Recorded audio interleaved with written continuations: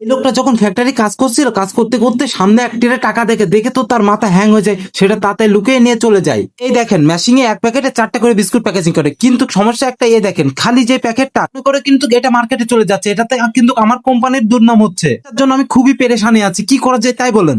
আরে উস্তাদ তুমি টেনশন করো না, এটার জন্য নতুন একটা মেশিন আছে যেটা খালি প্যাকেটটাকে একবারে ফেলাই দেবে, 40 লাখ টাকা লাগবে। আচ্ছা ঠিক আছে, টাকা নিয়ে আসছে আমি, তাই বলে মালিক চলে যায়। কর্মচারী টাকাগুলো দেখে বলে, আরে ভাই এতগুলো টাকা, তাই বলে ট্রেটা বক্সের মধ্যে রেখে দেয়। মালিক তখন টাকাটা খুঁজতে আসে, খুঁজতে এসে দেখে টাকা পাচ্ছে না, তখন তার কর্মচারীকে বলে, এই কর্মচারী এদিকে আসো, আমার এখানে 40 লাখ টাকা ছিল, কি হয়েছে এটা? কর্মচারী এসে বলে, আমি তো জানি না। আরে বাহ, এতগুলো টাকা তাহলে মহাজনের? তুই ছাড়া তো আর কেউ ছিল না, টাকাটা নিল কে? মহাজন আপনি আমার সাথে আসুন, এই দেখেন আপনার টাকা, আমি ওখানে রাখা দেখে আমি এটা লুকাই রাখছি, এটা দিয়ে নতুন মেশিন কিনবো, 40 লাখ টাকা দাম একটা মেশিন এর। এটার কাজ খালি প্যাকেট গুলো সরিয়ে দেওয়া। আরে এত টাকা দিয়ে মেশিন কিনতে হবে না, আমি মাত্র 3,000 টাকায় দিয়ে কাজ কমপ্লিট করে দেবো। স্যার টাকা নিয়ে চলে আইসি। মালিক, 3,000 টাকায় কাজটা কমপ্লিট করে ফেলবো আমি, একটাবার বিশ্বাস করেন। ভাই সাহেব মেশিন নিব না, আপনি খুশি হয়ে যা উপহার দেন আমাকে। তাই বলে কর্মচারী যে একটা ফ্যান নিয়ে চলে আসলো, ফ্যান নিয়ে আসার পর ফ্যানটা চালিয়ে দেয়, চালিয়ে দেওয়ার পর ফাঁকা প্যাকেট গুলো উড়ে চলে যাচ্ছে, তখন তার মহাজন বলে, এই নাও তোমাকে আমার গাড়িটা গিফট করে দিলাম মহাজন। দেখুন বন্ধুরা, এই লোকটি ছবি থেকে বের হয়ে এসে কিভাবে এই লোকটা ছাগলটা চুরি করে নেয়। ছাগলটা ধরার পরে গলা থেকে দড়িটা খুলে ছাগলটা চুরি করে নেয়, চুরি করে কোলে নিয়ে নেয়। তারপর তার বন্ধুকে বলে, এখন কি করব? যা করার তাড়াতাড়ি করতে হবে, কিন্তু বন্ধু তুই ছাগলটা নিয়ে এখনই ছবির মধ্যে ঢুকে আয়, তোকে আমি কিছুক্ষণ পরে বের করে নেব, তুই তাড়াতাড়ি ঢোক। ঠিক আছে, আমি কিন্তু বেশি দেরি করতে পারবো না, আমার অনেক গরম লাগে ভিতরে। ঠিক আছে, লেট করবো না, তুই তাড়াতাড়ি ঢোক, লেট করিস না তুই, নাই ধরা পড়ে যাবো। তাই বলে তার বন্ধু নিচে চলে যায়। আজকে সেই মজা হবে, আজকে জমিয়ে খাবো খাসির বিরিয়ানি।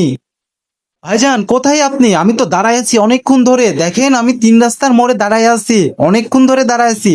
ভাই আপনি নাকি? ভাই এই যে আমি অনেকক্ষণ ধরে দাঁড়ায় আছি, টাকাটা দিন। টাকা দিচ্ছি, সমস্যা নাই, এই যে এখনই দিচ্ছি, দিন। এই যে ভাই নগদ 50,000 টাকা, এই নেন, ছাগল দেন এবার।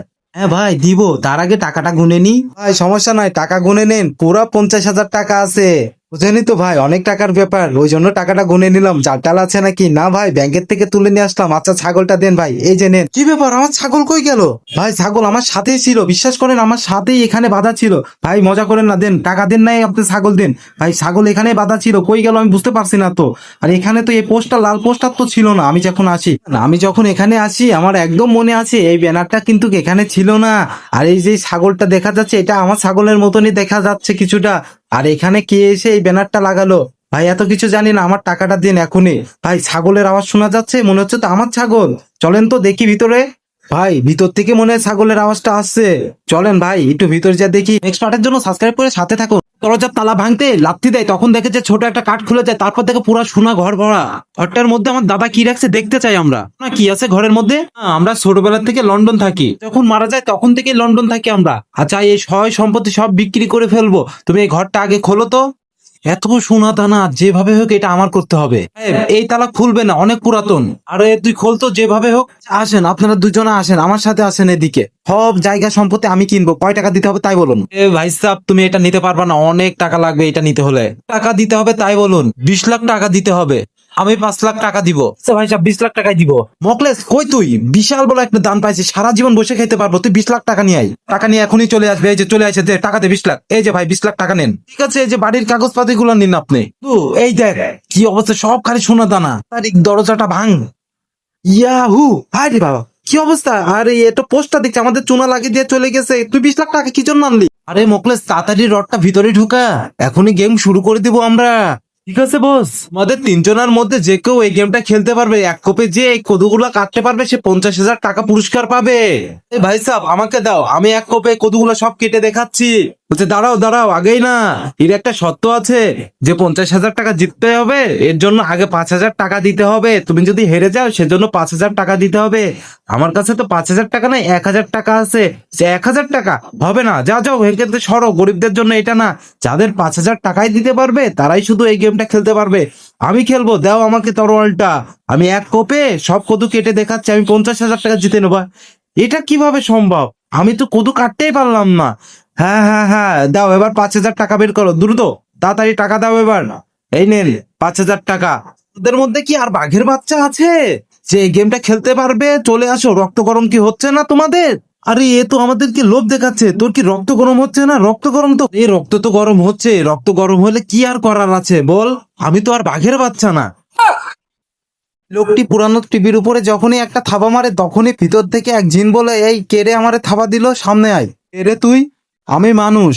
কে আর টিভি কারেন্ট ছাড়া কিভাবে চলছে? আমি হলাম জিনের বাদশা। তুমি এই টিভি থেকে যদি আমাকে বের করে, তোমাকে 3টা পুরস্কার দেবো। আমি আমি কিছু একটা করছি তাই বলে সে টিভি জ্যাকটা খুলে ফেলে। এই তো আমি মুক্তি পেয়ে গেছি। আমার পুরস্কারটা দাও। একটা নয় 3টা পুরস্কার পাবে। আসো আমার সাথে। এই নাও তোমার পুরস্কার। কি আছে পুটলিতে? তো বীজ। সাধারণ বীজ নাই, এটা অসাধারণ একটা বীজ। লাগানোর সাথে সাথেই তুমি ফসল পাবা, তাই নাকি? অবশ্য এর একটা সত্য আছে, আধা আধা ভাগ করতে হবে। উপরের অংশ আমার, নিচের অংশ তোমার। আচ্ছা ঠিক আছে, তাই বলে সে বীজগুলা রোপণ করে দেয়। আরে সত্যি তো, এইগুলো যে সঙ্গে সঙ্গে ফসল দিছে।